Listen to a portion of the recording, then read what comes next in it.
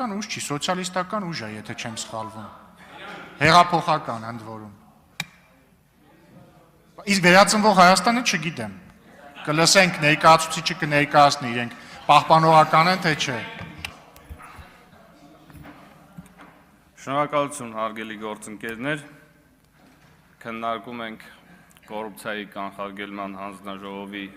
անդամի ընտրության հարցը, բայց իրականում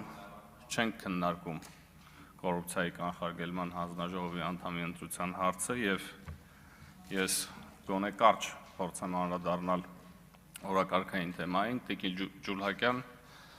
դուք այստեղից նշեցիք, որ այս պահի դրությամբ աշխատում եք օրենքի նախագծի վրա, որի ընդունման պարագայում հնարավոր կլինի ստորին շեմ սահմանել եւ որի արդյունքում որոշ դեպքերում մենք չենք քննարկի որոշ տեխնացուների հարցը այստեղ։ Ես կարծում եմ ամենայն հարգանքով մեր տեխնացուի նկատմամբ, որ դա անհրաժեշտություն է, ես խնդրում եմ, որպեսզի այդ նախագիծը հնարավորինս շուտ բերեք ազգային ժողովի նիստերի օրակարգ եւ իհարկե չնայած որ մեր հայրենակիցները մշտապես մեղադրում են հանդիմության հետ այդ անվերջանալի շրջապտույտի մեջ ընկնելու մեջ, մասնավորապես ներկա նախկին, դուք այսպես, մենք նախկինում այսպես եւ այլ, այնուամենայնիվ կան մտքեր, որոնց չարձագանքելը հնարավոր չէ, բայց ես նաեւ կխոսեմ գլոբալ այն խնդրի մասին, թե ինչու ենք մենք այս շրջապտույտի մեջ եւ ինչ է պետք անել, որպեսզի այս շրջապտույտից դուրս գալ։ Թադևոս Ավետիսյանը, ով այս բանին դահլիճում չէ, խոսում էր քաղաքական կոռուպցիայի մասին։ Ես անկեղծ ասած փորձեցի on-line տիրույթում փնտրել քաղաքական կոռուպցիայի եւ ընդհանրապես կոռուպցիայի տարբեր ենթաձևերի մասին հնարավորինս շատ ինֆորմացիա հավաքել։ Իրականում քաղաքական կոռուպցիան ըստ էության նույնն է, ինչ որ համակարգային կոռուպցիան եւ դրանք տարանջատելը անմտություն է, իսկ համակարգային կոռուպցիան այն իրականությունն է, որում մենք ապրում ենք նախահեղափոխական ժամանակահատվածում։ Եվ թերևս պարոն Ավետիսյանը համակարգային կոռուպցիա եզրույթը չէր ուզում օգտագործել, որովհետև դա վերագրելի էր իրենց իշխանությանը։ Հարգելի ընդդիմություն, հարգելի գործընկերներ,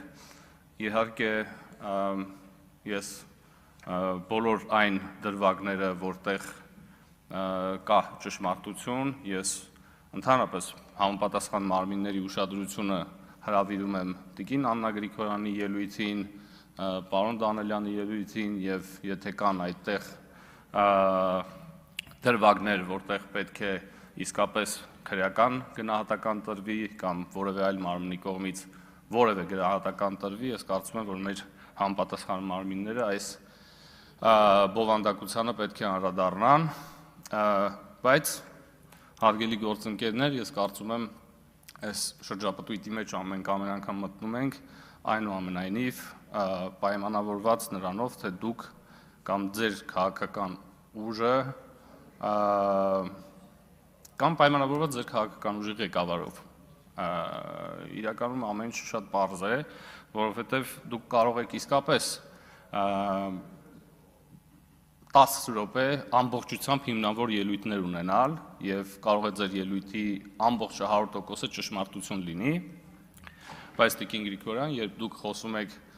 որպես մի ֆրակցիայի անդամ, որի քաղաքական ղեկավարը Ռոբերտ Քոչարյանն է, ցավոք դա ամբողջությամբ արժեզրկում է ձեր խոսքը։ Եվ թերևս այս վիճակից դուրս գալու համար կա երկու ճանապարհ, ես կարծում եմ, մեկ ընդհանրապես քաղաքականությունից դուրս գալն է, չզբաղվելը, կամ միգուցե այն մարդիկ, ովքեր իսկապես սրտացավ են այն հարցերի վերաբերյալ, որոնք որ դուք բարձրացնում եք, ես կարծում եմ դուք պետք է ձեզ զատեք Ռոբերտ Քոչարյանից եւ միգուցե նոր քաղաքական ուժ ձևավորեք եւ հստակ քաղաքական գնահատական տակ Ռոբերտ Քոչարյանին կոնկրետ եւ իր քաղաքական իր իշխանավարման տարիներին տեղի ունեցածի վերաբերյալ։ Ինքը իհարկե դժվար կլինի հաշվի առնելու, որ դուք արդեն 5 տարի ներկայացնում եք Ռոբերտ Քոչարյանի քաղաքական ուժը, բայց իհարկե այլ տարբերակ ես չեմ տեսնում եւ ընդհանրապես կոռուպցիայի, անարդարության եւ մարդու իրավունքների հետ կապված խնդիրների մասին խոսելիս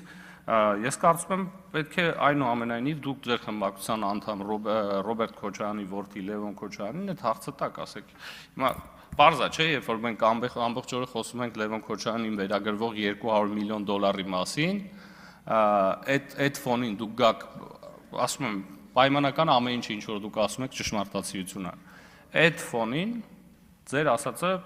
գրոշի արժեք չունի, որովհետև քանի դեռ դուք այդ հարցը չեք բարձրացրել ձեր կուսակցությունում կամ այս ինչ ավելի լավ կլիներ այս ամբիոնից, վերջը հարցրեք որտեղից Լևոն Քոչարյանին կամ իրենց ընտանիքին $200 միլիոն կարողություն։ Ես կրկնում եմ, ուշադրություն եմ հրավիրում մեր բոլոր այդ թվում իրավապահ համակարգի գործընկերներին, բոլոր այն խնդիրներին, որը այստեղից բարձրաձայնվեց։ Բայց հարգելի գործընկերներ, եթե իսկապես դուք այդ արժեքներից եք, այդ դիրքերից եք հանդես գալիս եւ կրում եք այդ արժեքները, դուք պետք է հստակ գնահատական տաք Ռոբերտ Քոչարյանին իր ընտանիքին վերագրվող $200 միլիոն միայն դատախազության կողմից հայտնաբերված գույքին եւ այն գույքին, ֆինանսական միջոցներին եւ այլնին։ Հակառակ դեպքում ասում եմ ձեր որևէ խոսք այդ կոնտեքստում եւ կոռուպցիային վերաբերվող որևէ արժեք չունի, ինչը լավ չի, ինչը վատ է ընդհանուր քաղաքական համակարգի համար, վատ է ընդդիմություն իշխանություն երկխոսության համար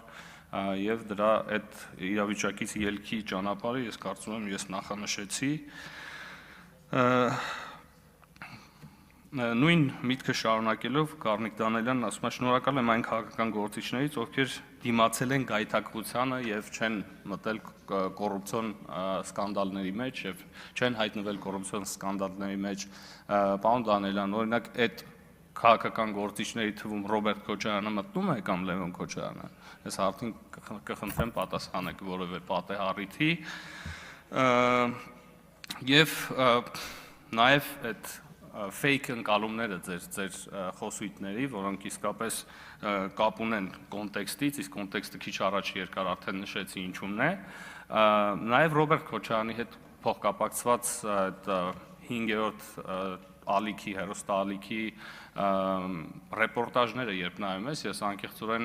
շատ հաճախ չի, որ հետևում եմ այդ լրահոսին, կոնկրետ 5-րդ ալիքի, բայց երեք ինձ բախտ վիճակվեց հպանցիկ ինչ-որ մի հատված նայել, ասենք, այդ fake-ը այն աստիճանի է հասել, որ գլխավոր լրատվական թողարկման ժամանակ միտք է հնչում, ես այսօր կհրապարակեմ այդ հատվածը, որտեղ ասում է մոտավորապես, բառացի կամ մոտավորապես միտքը հետևյալն է, ասում է եւ այսպես ընդդիմադիրների գնահատականն է, որ այսուհետ իհարկե Նիկոլ Փաշինյանը կխուսափի բանավեճերից, որովհետեւ հրապարակված փաստաթղթերը արդեն հնարավորություն չեն տալիս նրան բանավիճելու, այսինքն մենք խոսում ենք մի կոնտեքստի մասին, երբ մոտավորապես մի տարի երկրի ղեկավարը հրավիրում է նախկին նախագահներին բանավիճելու, բոլոր հնարավոր ձևերով վերջիններս փախչում են այդ բանավեճից, բայց 5-րդ ալիքի իրականության մեջ Նիկոլ Փաշինյանը արդեն այլ հույս չկա, որ Նիկոլ Փաշինյանը կմասնակցի բանավեճի եւ հարգելի գործընկերներ, քանի որ դուք փոխկապակցված եք այդ ընկալվում եք առնվազն այդպիսին Ռոբերտ Քոչարյանի այդ թվում 5-րդ ալիքի հետ մարդիկ տեսնում են այդ անհամապատասխանությունը, այդ հետևողականության բացակայությունը եւ ըստ այդմ արժեզրկվում եք դուք, արժեզրկվում են ձեր խոսքը եւ ես հուսամ դուք ինչ որ ճանապարհ կգտնեք այդ ծուղակից դուրս գալու։ Շնորհակալություն։ Շնորհակալություն, հարգելի գործընկերներ, մի ուղղում անեմ, պարզվում է ինձ նոր ուղարկեցին Տիկին Գրիգորյանը 2022 թվականին դուրս է եկել վերածնվող Հայաստան կուսակցությունից, բայց ով զարմանք, դա արել է այն ժամանակ, երբ որ